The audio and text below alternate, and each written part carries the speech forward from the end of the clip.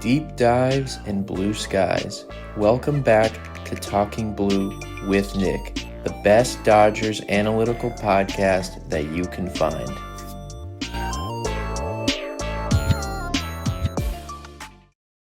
Ladies and gentlemen, welcome back to Talking Blue, the best Dodgers analytical podcast that you can find. I'm your host, Nick. You are listening to episode 74, and as you can hear by the tone of my voice, it's a very exciting day because the Dodgers did it. They forced Game 7. I told you guys at the end of my last pod, going into Game 6, if the Dodgers would have won, I would hop on here and I would do a quick pod. We're doing that right now. I was actually just thinking about how it was going to be a quick pod, just a couple things to sum up and then talk about Game 7. There actually is a good amount of stuff to talk about, so it might not be too quick. But before we get into it, as always, you can get this podcast on Apple Podcasts, on Spotify. Subscribe to the YouTube channel. You can follow us on all social media at Talking Blue Pod. You can follow myself at Talking Blue Nick on X, tweeting throughout the games, posting breakdowns. I posted a little clip of Yamamoto. I gave some credit to Miguel Rojas as well, some of the great plays he made in this game. We'll get to that. And then as well on Reddit at competitive-week8715. My beautiful dog Gracie is here. She is joining us, as you can see, right behind my shoulder here. She was very excited for the game, as well as myself. So, of course, as you all know, the Dodgers won Game 6. They won by a score of 3-1. A wild finish. There was a lot of great stuff. Yamamoto, of course. Dodgers didn't necessarily hit, but they found a way to win. Before we get into the game, quickly, a couple of quick things, lineup stuff. So we know that the Dodgers have been searching for offense. Dave Roberts is trying to do anything to get some offense going. So we know that he made some lineup changes, dropping Mookie in the previous game to the 3 spot. And then I forgot if Miguel Rojas was in the game for that. I don't think he was, but in this game, Mookie Betts actually goes to the 4 hole, so he would have Shohei leading off, Will Smith hitting second, who have pretty much been their 2 best hitters in this World Series, Freddie Freeman hitting third, and then Mookie is down in the 4 spot. Then Miguel Rojas is at second base with Tom Yedman getting the start and in center field, and then obviously no Andy Paez. So the veteran Miguel Rojas is in there. He plays good defense at second. He made some very key plays in this game, of course. And then Tom Yedman looks like he's, good enough to play center field. I mean, hey, it's 2 more games, brother, so just get out there and catch some fly balls. Interesting that he moved Mookie down. Dave Roberts actually said, lowering Mookie down in the lineup gives us a chance to have, him up in a big spot and come up with a big hit, which is ballsy from Dave Roberts because Mookie's struggled mightily pretty much most of the postseason, especially the last 2 series. And he's actually come up with a lot of runners on base. So, ironically, one of those scenarios found him in this game, and it worked out. And it's the first time he's hit 4th in a lineup since since 2017. Pretty much before the last time Mookie wasn't really a leadoff hitter or hit second was pretty much before he was an MVP with the Red Sox. So it's been a really long time that he ever hit that low in the lineup. So, quickly, run through the game. Early on in this game, Kevin Gausman was dealing. Yamamoto was matching him, but Gausman was getting a ton of swing and miss on his splitter. So, in the top of the 3rd inning, a 1-out double from Tom Yedman gets the inning started for the Dodgers.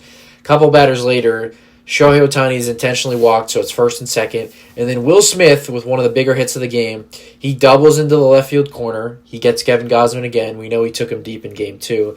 I actually thought there was a chance this ball was going to get out, and it wasn't even really that close, so that was kind of funny. But 1-0 Dodgers after a Freddie Freeman walk. Mookie Betts, he comes up with the bases loaded. So the exact situation that Dave Roberts kind of painted out. And it's kind of one of those things where if it works out, you look like a genius. If it doesn't work out, then you're saying, why the hell did we lower a guy who's been struggling to hit in these situations and he, doesn't come through? One of those Monday morning quarterback decisions, depending on what happens. Mookie Betts came through. He hits a single into left field. It's 3-0 Dodgers. The Blue Jays would respond in the 3rd inning. An RBI single from George Springer would make it 3-1. But of course, there was no offense, nothing going all the way until the ninth inning. Yamamoto gets through 6 innings. Roki Sasaki actually came in the 8th inning and got through some trouble. Comes back out for the 9th inning to try to get the save for the Dodgers. So, Alejandro Kirk is leading off the 9th inning. He gets hit on an 0-2 pitch from Roki Sasaki. I'll get into in a sec, like, just my thoughts when I was watching the game. You can imagine, I was extremely nervous, like I imagine most of you were. But 0-2 pitch hits Alejandro Kirk. That is like the biggest no-no you could draw up when you're trying to lock down a save, is you hit the guy with two strikes. So right after that, we have the big controversial play of this game. Madison Barger comes up, hits an absolute missile into left center field that gets over the head of Justin Dean, who's in the outfield now. He is replacing Tommy Edman in center field. The ball gets wedged in between the bottom of the wall and the turf, basically. It basically just gets wedged underneath the wall. Rightfully so. Justin Dean and Kike Hernandez throw their hands up as if, the ball is out of play to show the umpires. The umpires make the correct call that it is a ground rule double, so the run does not score. So obviously it's massive because Miles Straw, who came into pinch run, would have scored, and it basically would have been a runner on second base, the tying run, in a one-run game now with no outs. Instead, the situation's not that much better. It is second and third with no outs, still a 3-1 game.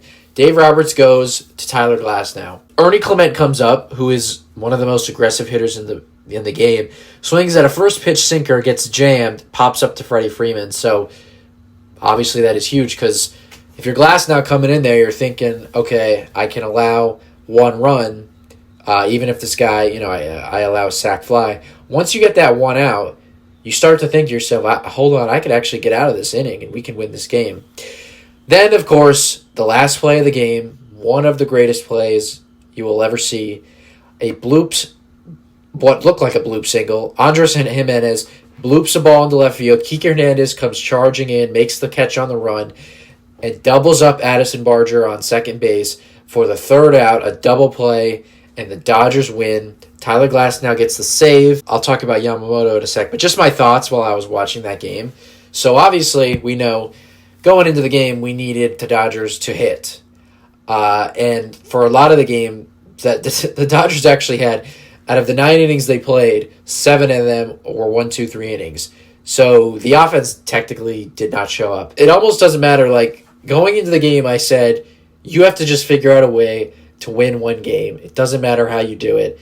And it's kind of funny because it's almost like when you say that, you're kind of saying, like, whatever the outcome is, like, you can win the ugliest game where you didn't even deserve to win, but who cares? You won the game, and now you go to a Game 7 winner-take-all game. That's almost exactly what happened because the Dodgers did not hit. They had 4 hits in this game. They had 1 error, which was a kind of a weird play from Max Muncy. I wasn't sure if he lost the ball kind of like in the crowd. But they had an error. They only had 4 hits. Dodgers were 2 for 6 with runners in scoring positions, which is not bad, but they left 5 runners on base. I mean, they didn't really have many runners on base. And early on in the game, Kevin Gausman looked like he was dominating. He had like 7 strikeouts through 3 innings. Gausman's not even like a big strikeout pitcher anymore, but he was carving up the Dodgers. They had nothing for him. It was looking very similar to the Trey Savage game prior, where the Dodgers were just swinging and missing at every pitch, chasing, bad at-bats, just no answer. But the only positive was that Yamamoto was on the mound, matching him pitch for pitch. The Blue Jays, he wasn't getting as much swing and miss as Gausman was, but he was getting ground balls. He was just dominating. And it's just crazy, those late inning moments. When the 9th inning started, I felt confident they were going to win. But of course I'm just thinking to myself, please don't give me, some of those moments that we had against the Phillies in that Game 2 with Blake Trinan when they were able to sneak away with a win, or Game 1 of the NLCS when they were able to sneak away with Blake Trinan on the mound and Roki Sasaki. It was like kind of reversed. Sasaki goes back out. When Alejandro Kirk got hit by the pitch, and then Addison Barger hit a double, it's almost like the mind goes blank. Like, that's probably what happens with players, but like as I'm sitting there watching, I didn't think it was over Of course, you're extremely scared of that, but I was like oddly confident they were still going to win, but still like wouldn't have been shocked if they blew it. Obviously, it's just funny how like I said, like your mind just kind of goes blank. But Glasnow found a way, and that ninth inning play from Kike Hernandez and Miguel Rojas, it just shows like Kike Hernandez why he is the ultimate postseason or just really just big moment player. Because Kike Hernandez, who is, if you asked him, you know, like where he was most comfortable on the field, he'd probably say infielder. You know, obviously he's a utility player. Like the ability to just like fit into any situation. You know, he played a lot of third base and first base this year. Didn't play a ton of outfield, and then immediately, you know, I've said this all postseason, like goes into left field. There's no issue. He plays a good outfield. You know, when he left the Dodgers a few years ago in free agency and went to the Red Sox, he played a lot of center field. He still was a utility player, but he was less of a utility player and played more just center field.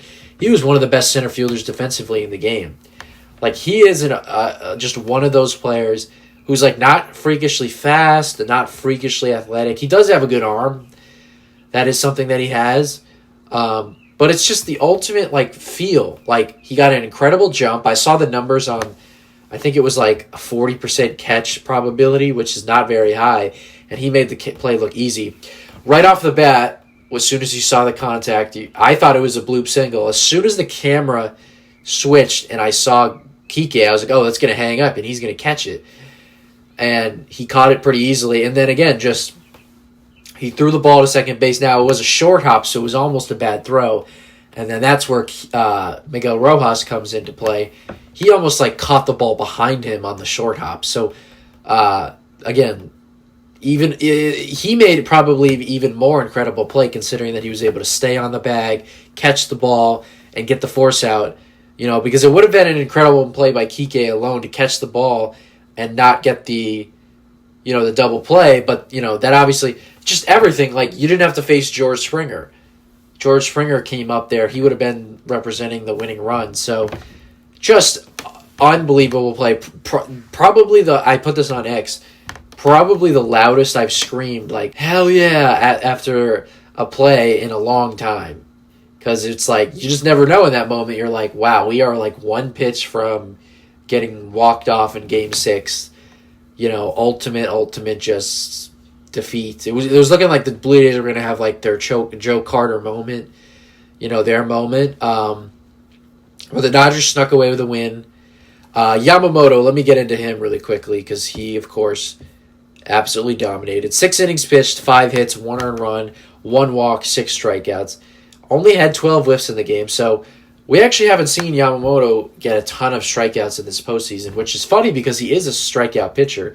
If you watch him in the regular season, he does get a lot of strikeouts, but a lot of his postseason starts this year, he's gotten like 6, 7 strikeouts, and then, you know, he's gone so many innings that's kind of why you see, I think he has like 32 innings pitched this postseason, and he has like 27 strikeouts or something. So, like, not a big strikeout, you know, rate. But, again, a lot of that is just because he's thrown a lot of innings. You know, if he kind of had more of a traditional postseason, you know, innings per start, he would have, you know, they would look a little bit better. But the 1.56 ERA is what looks the best.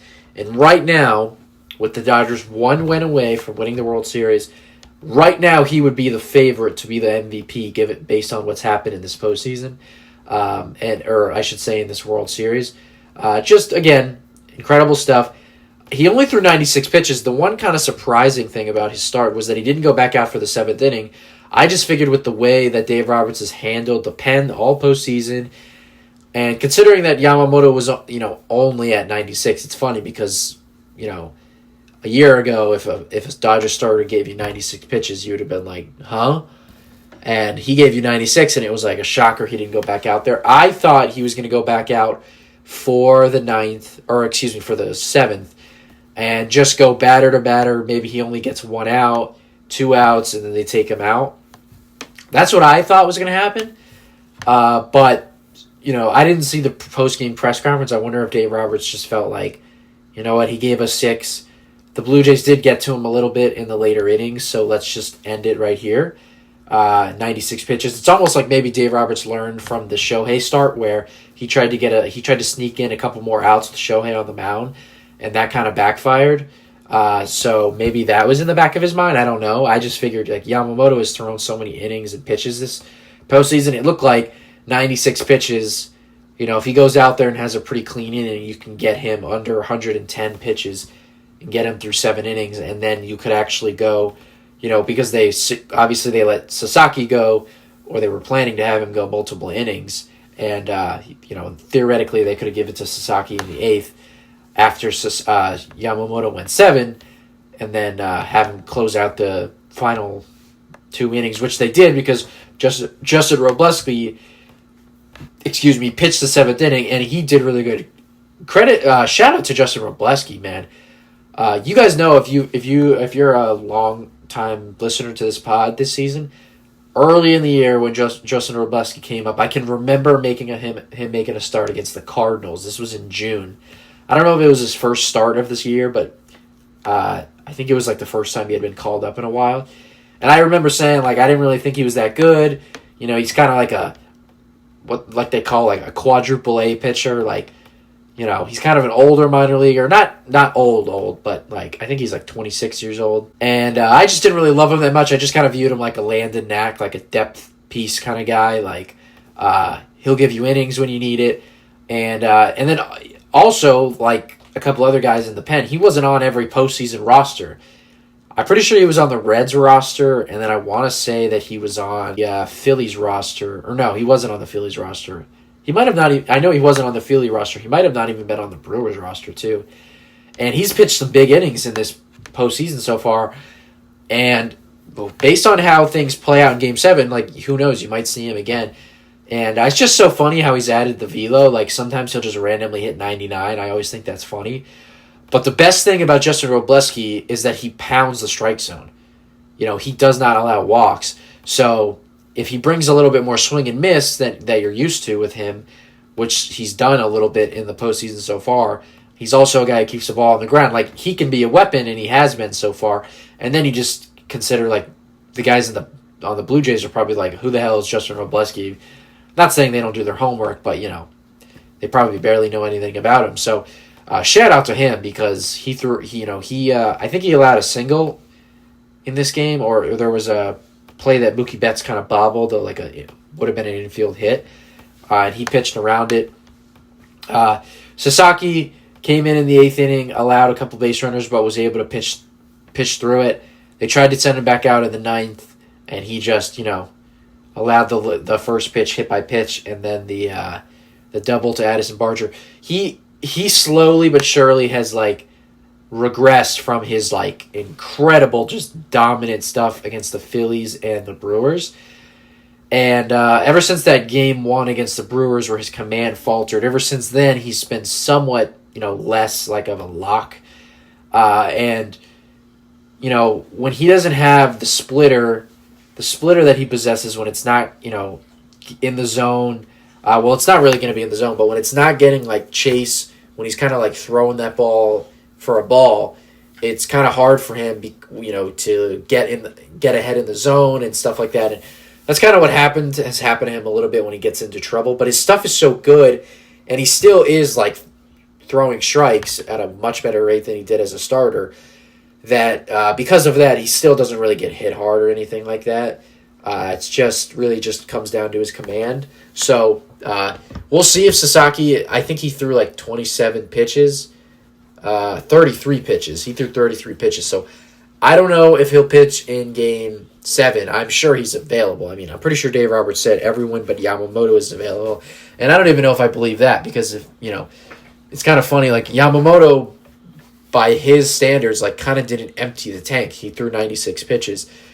I wouldn't be shocked if he came in and pitched 1 inning. I don't think it's going to happen. I think of all the pitchers on the Dodgers roster, he's one of the less likely pitchers to get into this game, Game 7. But I wouldn't cross it off the board. So the pitching, shut down the Blue Jays. Yamamoto was great. Robleski, 1 good inning. Sasaki was definitely a little bit shaky. But, I still feel really good about him when he comes into the game. And then obviously Glasnow, I didn't even mention, he only threw 3 pitches. 1 pitch, 1 out to Ernie Clement. First pitch ball to Jimenez, and then the pitch that he ended up flying out to Kike on. 3 pitches, so that's obviously key going into Game 7 because we're definitely going to see him in that game. So we'll get to that. Last thing before we look and go over Game 7 is the offense. So I talked about the lineup changes, guys getting in there, Mookie being dropped and all that stuff. It worked and it didn't work. It didn't work because, like I said, 7 of the 9 innings were 1, 2, 3 innings, and they did not do anything. But it worked in the idea that Mookie Betts was lowered in the lineup to kind of, I guess, relieve pressure. And he came up with a big hit. The lineup change stuff is always hard in the postseason because, I saw some people who loved Mookie getting moved down. Some people didn't like it. I'm kind of indifferent on it. Me, as an analytical person, when it comes to just lineups in general, I like lineups moving around. I don't mind when you face a certain pitcher and you move up a guy who hits better. Like Tom Edman, when the Dodgers face lefties, Tom Edman usually moves up in the lineup as opposed to when they're facing righties.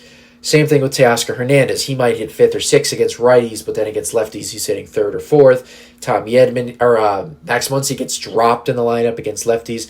I like that kind of stuff. I like that kind of matchup stuff. When it comes to the postseason and players struggling, I kind of feel like you should ride or die with what got you there. And it doesn't mean that, you're not, I don't think you can't make changes. But to me, I don't know, Mookie Betts has been hitting 2nd all year. He's struggling now in the World Series, so you moved him down to 4th. So he's the cleanup hitter. Did you really relieve pressure? I don't know. I guess if you're the Dodgers and you're Dave Roberts, you're just thinking, honestly, Mookie, Will Smith, and Shohei have been our 2 best hitters in the postseason, so why not give them the most at-bats? I don't hate the move by Mookie Betts because you have those 2 guys at the top, Will and Shohei, and then you have Freddie Freeman behind them. So, I don't know. It's kind of lineup changes, all that, blah, blah, blah. None of that shit's going to win you or lose you the game. It's all about who comes through and who doesn't, honestly. So, Mookie came through in this game, and that's why they were able to win because that hit was the difference maker because it was a 1-1 game, and then with 2 outs, he got the big hit. If the Dodgers would like to win the World Series, they would like to win. I would like them to win. If they want to win, the offense has to do something. And I'll keep it 100 with you guys. I'll be for real with you guys. The Blue Jays have outplayed the Dodgers in this World Series. Now, it speaks to the, I guess I'll say, resilience or the experience or however you want to word it. It speaks to that of the Dodgers because here we are, and the Blue Jays have outplayed them, and the Dodgers are 9 innings away, 1 win away, 27 outs away from a World Series. The Blue Jays have, without question, out-hit the Dodgers, and then their starting pitching has even been a little bit better. That's kind of been the difference. What's really hurting the Dodgers is that they have guys who are streaky at times, and a lot of those guys are cold right now. 2 guys that I am, kind of looking for Game 7, Max Muncy and Teoscar Hernandez. 2 guys who are extremely streaky. 2 guys that if you go and watch the last 2 postseasons from the Dodgers, right? They won the World Series in 2024. They're 1 win away from winning it again in 2025. Max Muncy, who we know in the regular season was incredibly, really good for the Dodgers, although he was streaky. And when he was in there, the Dodgers played really well, and they kind of won a lot of games when he was in there. And when he wasn't, they struggled. If you go back at the last 2 postseasons, both of these guys have been very streaky. In the first round against the Padres, Teoscar Hernandez was pretty good. Max Muncy was not as good. Against the New York Mets, Teoscar Hernandez did nothing. Max Muncy set an on-base streak all-time for consecutive at-bats. He was that good. In the World Series, Max Muncy didn't do anything. Teoscar was a little bit up and down, but he did hit a home run in one of the games and did a little bit of stuff. This year in the postseason, Max Muncy didn't do anything against the Reds. Teoscar Hernandez crushed the Reds. I think he had 2 home runs in that series. Against the Phillies, Teoscar was pretty good. He had that big home run against the Phillies. Max Muncy didn't do anything. Against the Brewers, Max Muncy was a little bit better. Teoscar was okay. In the World Series, they are both ice cold. And Teoscar, is striking out like crazy. Max Muncy's not having great at-bats. Those are two guys that I'm looking forward to. Teoscar took Scherzer deep in Game 3 of the World Series. And then if I'm not mistaken, Max Muncy, does he have good numbers against Max Scherzer? That's my fault. I should have looked that up. For some reason, I have a hunch that Max Muncy has good numbers against Scherzer. Those are guys that I'm looking forward to and looking to, I'm looking for the streakiness to whatever the word is, peak at this moment. Big Teoscar moment. I thought it was going to happen in Game 6 because there was a couple at-bats he had with runners in scoring position. And when Teoscar is, struggling, it's all right, well, he's going to swing at 3 sliders here, and 3 sliders in the other batter's box and strike out here. And then all of a sudden he'll just pop a home run, and then he's red hot. I'm looking for those two guys to bust out. When it comes to the lineup, the Dodgers didn't really do much in this game. They just did enough in that 3rd inning, basically, to win the game. But then at the end of the day, like I said, it's one game, man. It's one game. So, am I confident that the Dodgers lineup is going to break out? No. I don't know how you could be. But Max Scherzer doesn't scare me. I've told you guys before in previous pods, Max Scherzer gives up a lot of home runs. He does have a home run problem. He is a fly ball pitcher who doesn't limit home runs. I mean, most fly ball pitchers will give up home runs, but you do have certain guys who are really nasty, who give up fly balls, but not necessarily a lot of home runs. Scherzer's not one of those guys. He gives up a lot of fly balls and he gives up a lot of home runs. So, I wouldn't be surprised if the Dodgers popped a couple homers. I think Scherzer's going to have a pretty short leash, though, because it's Game 7, so everyone is going to have a short leash. So, at the end of the day, it's going to be on the Dodgers offense once again to just do enough. I mean, if anyone is expecting the Dodgers lineup to carry them to win in this game, I think that's not the case. I think the way the Dodgers win this World Series and win this game is another game like they had in Game 6. Score enough runs, and then from the rest of the way out, match up baseball. So that's all my thoughts on Game 6. It was a pretty great game. In the end, I mean, the Dodgers offensively didn't do anything again, but the pitching was great. Yamamoto deserves every penny that he's gotten on that contract so far. He is the best postseason pitcher in the game right now. I don't think there's any doubt. I don't think anyone would question that right now. Right now, he is lining up to be the World Series MVP, but that could change. I'll get into that in a sec. It was a great game. That final play was incredible, and if the Dodgers go on to win the World Series, we're going to be replaying that game for a long time and replaying that moment, that final out, that play that Kike made with Miguel Rojas. So, great game. Dave Roberts, a couple of the switches he made really played off with the defense of Miguel Rojas and all that. So, now I'm going to get into Game 7 and the final game in this Dodgers season. So, Game 7, as you guys probably know by now, Shohei Ohtani is going to be getting the ball. It was just announced a little over an hour ago. He is going to be pitching for the Dodgers. First of all, isn't it just crazy, Game 7? Game 7s don't happen too often in Major League Baseball in the World Series. The last time it happened was 2019 when the Nationals won Game 7 on the road against the Astros in Houston. For that, the Dodgers played a Game 7, of course, against the Astros, and the Astros beat the Dodgers on the road.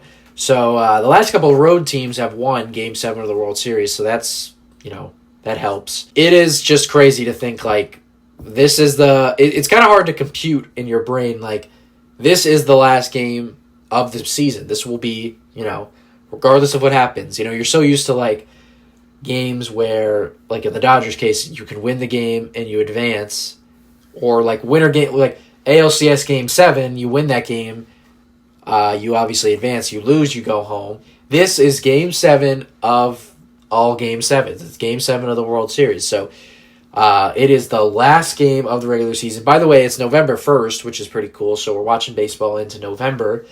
It's just crazy. It's hard to, think about that. If you win, you're the World Series champs. If you lose, you're not, and there's nothing you can do. That's it. So I'm just so glad that the Dodgers won this game and got here, to really give themselves a chance. We'll see what happens, but we now know they're going to have Shohei on the mound. And, the reason why I am confident, so I'll be honest, going into Game 6, I was confident that they could force a Game 7. But if I'm being honest, especially the way that game started, I was thinking, this is looking like the Dodgers go out pathetically with the offense. The Blue Jays score a few runs, and they're going to win in 6. And now after that game, I feel confident the Dodgers are going to win, and I expect them to win. And I'll tell you the exact last time I felt this way. 1 year ago, 2024, in the National League Division Series, the Dodgers went down 2-1. Obviously, it's a 5-game series against the Padres. They won Game 1 of that series. They went on to lose the next 2 in San Diego. San Diego was rocking. The Dodgers were actually doing a bullpen game in Game 4. Again, very similarly, the offense wasn't doing much at that time, those 2 games that they lost.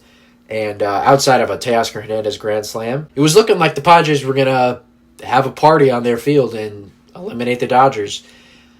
And they found a way to win that game. They played matchup baseball with the bullpen. The bullpen shut down the Padres completely. The offense came to play that day. They got a lot of big hits. Will Smith went deep in that game. Mookie Betts led off the game with a home run. And I immediately flipped my feelings right after that game, and I said, they're going to win Game 5. I expect them to win Game 5. I think we're going to win. And that is how I feel right now. Not as confident, I'll be honest, because I think the Blue Jays are a better team. I think they've outplayed the Dodgers in this series.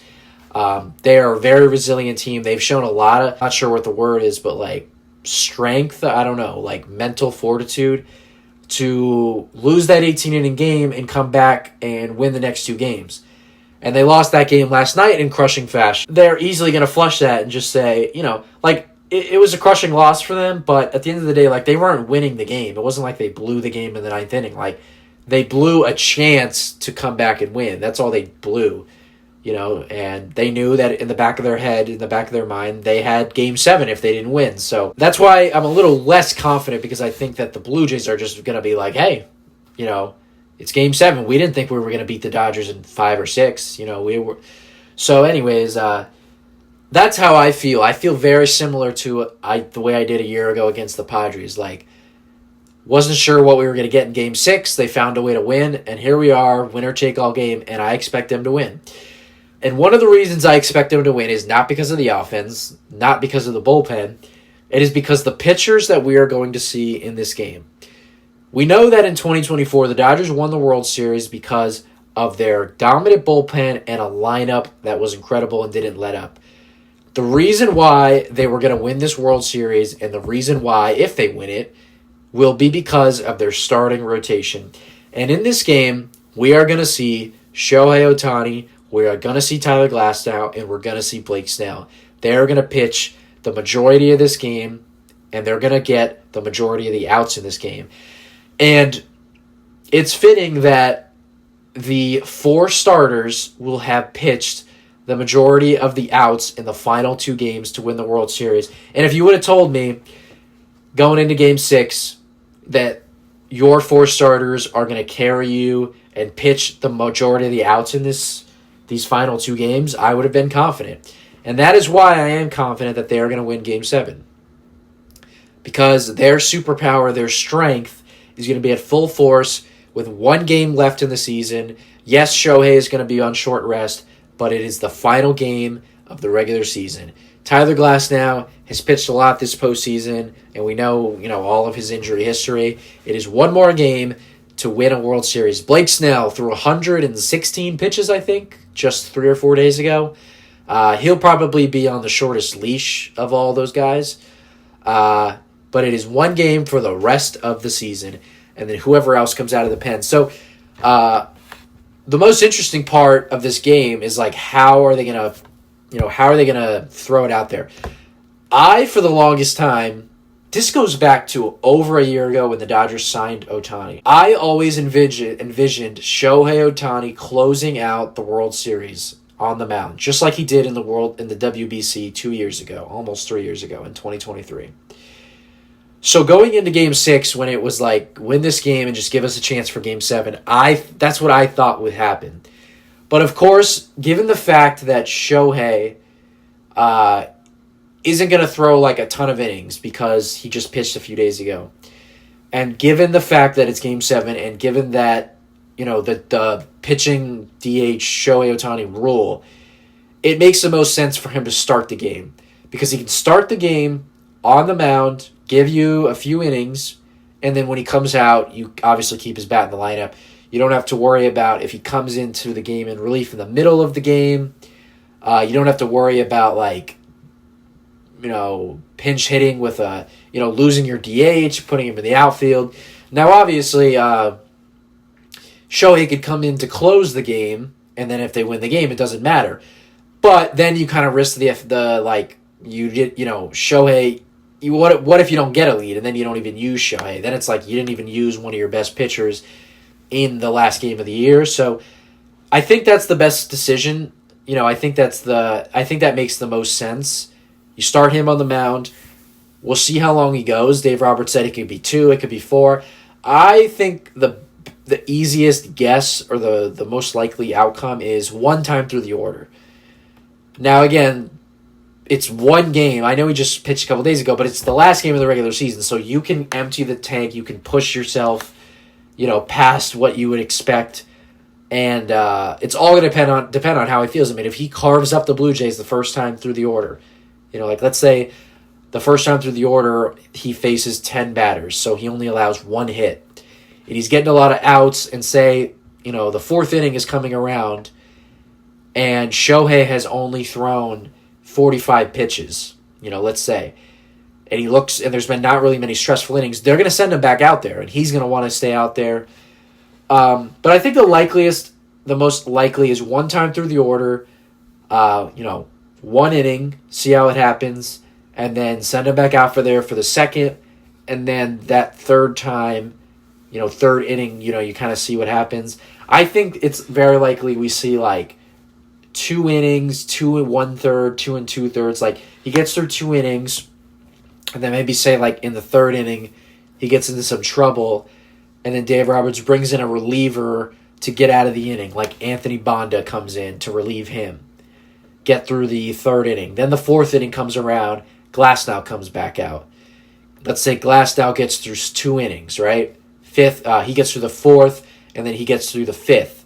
Then from that point, you have 6, 7, 8, 9. Maybe you have, let's say, Roki Sasaki come out and pitch, the 6th inning, and then you have Blake Snell come out and try to close. Something like that, They could use the 3 guys, especially because Glasnow only threw 3 pitches, so he could throw a decent amount of pitches. And if you get all 3 guys to throw, if you get, all 3 guys to throw 3 innings, then you're going to use three pitchers to close out the game. So that's the most interesting, thing to look forward to, is how does that all play out? How are those 3 guys used? Blake Snell is probably going to be on the shortest. I mean, maybe it'll be Shohei, but Snell is the one who just threw the most amount of pitches recently. So I don't think Blake Snell is going to go more than an inning or 2. Even though I know that scenario, I just painted out, had him going 3. Snell is probably the guy they keep for the late, they try to keep for the latest option. But it's going to be a wild game, because honestly, if you're Dave Roberts, you just go into the game and you tell those 3 guys to stay ready, because you could come in at any point. Shohei starting the game off as a right-hander. So, theoretically, at some point, if there's a lefty lane, you could bring in Blake Snell. So, who knows, man? And then, obviously, the Roki aspect of it, Sasaki threw 33 pitches. So, I don't think he's unavailable. I think he's definitely available, but I don't think it'll be like yesterday where they had him go 2 innings. I mean, it could happen. You never know. Like I said, it's Game 7, so anything could happen. If Roki needs to go 2 innings, then hey, it's like I said, it's the last game of the year. Hopefully, those 3 guys are able to give you some length. Something that would suck is if every inning there was stress. So say Shohei only goes 1 2/3 innings, and then you bring in, a reliever after that, and then you bring in Glasnow again, but then he only goes 1 2/3. and then you have then it could quickly turn into like a real bullpen game, and then at that point later in the game you might have to use someone like Sasaki. So ideally, those three guys are definitely going to pitch in this game, and ideally they're the only three guys that pitch.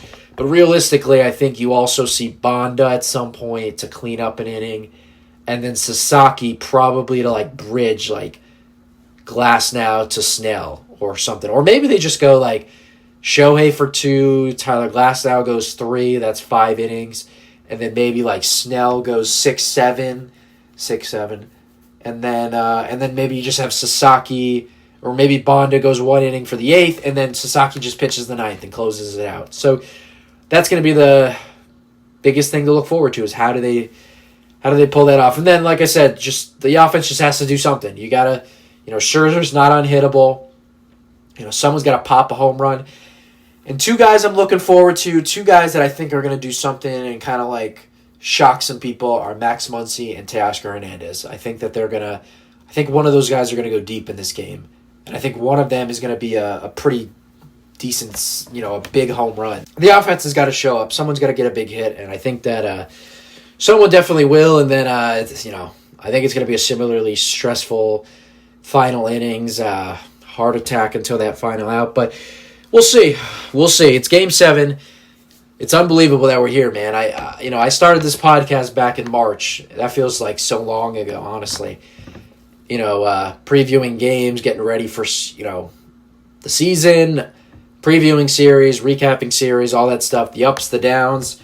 Here we are, man. Game 7. It is 1 game for the rest of the season. 1 game. It's just crazy to think 1 game will determine failure or success, especially in the Dodgers case, given the pressure. They're kind of the only team that lives by those standards.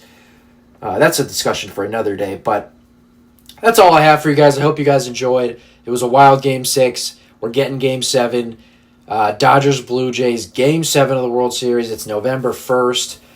And, the next time I get on here, we will be recapping what was the final outcome. So, hopefully, of course, it is a World Series win for the Dodgers, and I think it's going to be. I feel really good that it's going to be. So, as always, you can get this podcast on Apple Podcasts, on Spotify. Subscribe to the YouTube channel. Follow us on all social media at Talking Blue Pod. Follow myself at Talking Blue Nick. And then as well on Reddit at competitive-week8715. One more time in the regular season. Go Dodgers. Good luck to everyone watching. We will see you guys whenever this game is wrapped up to recap the final outcome of the Dodgers season and of this World Series. Good luck to everyone watching. Thank you guys so much for tuning in.